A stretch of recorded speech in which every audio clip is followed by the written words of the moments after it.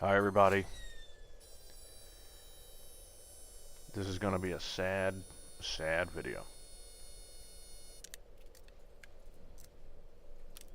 Because building an aircraft is nothing but it's a giant lesson in humility.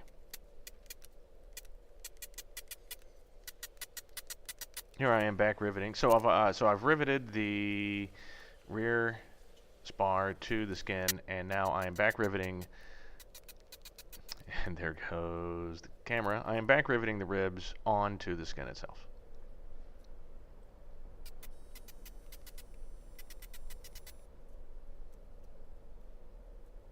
And then right about, let's see, let me mark it in time so you can see it.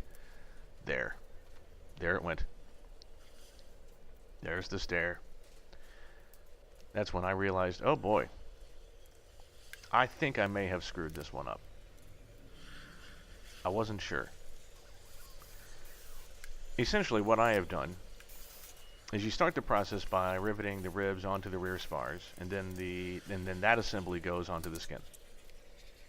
Well, to make sure that the ribs all match the ones that they came from, I have symbols drawn on all of the spars. So there you can see a nice close-up of the left main spar. Got the part number with a big L on it.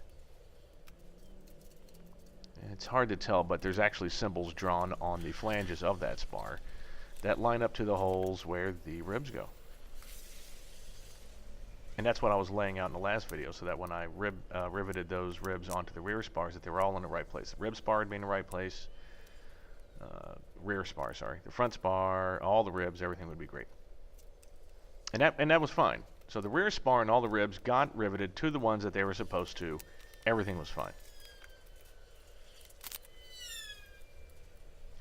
Then what I proceeded to do was I proceeded to take the right rear elevator rear spar and ribs and rivet them onto the left skin. Oh yeah.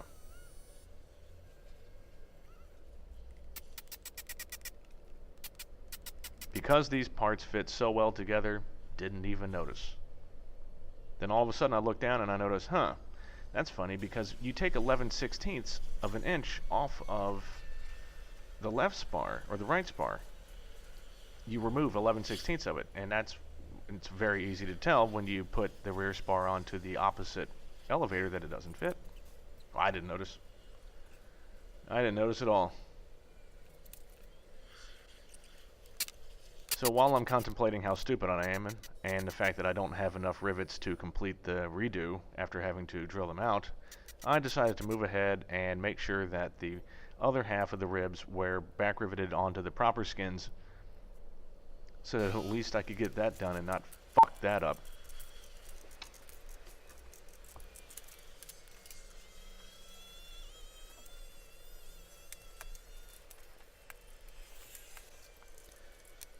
And so what you see here is the great emancipation of the bad rivets.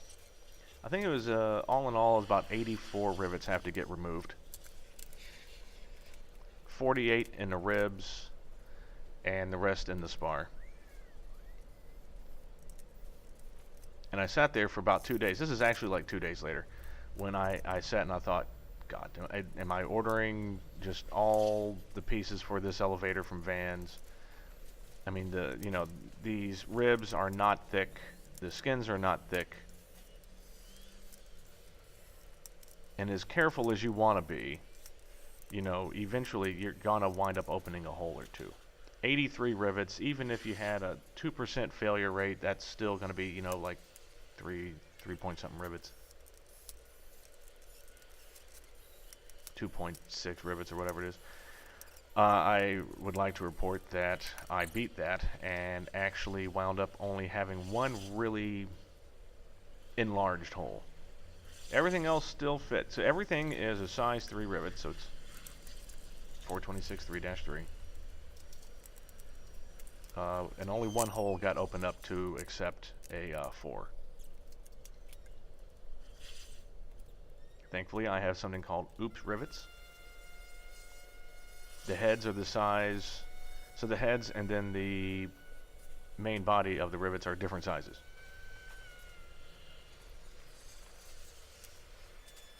That way it'll look like a size 3 rivet head, but it's actually a size 4 rivet body. And here I thought I would give you a better view of me having to undrill everything. It made me very nervous because the ribs are very thin. So what I did was I clecoed the front spar into place, and as you can see, there's that horn that goes over the edge of the table I talked about. And yeah, so the next video you're going to be seeing me eat more crow. So, like I said, humility.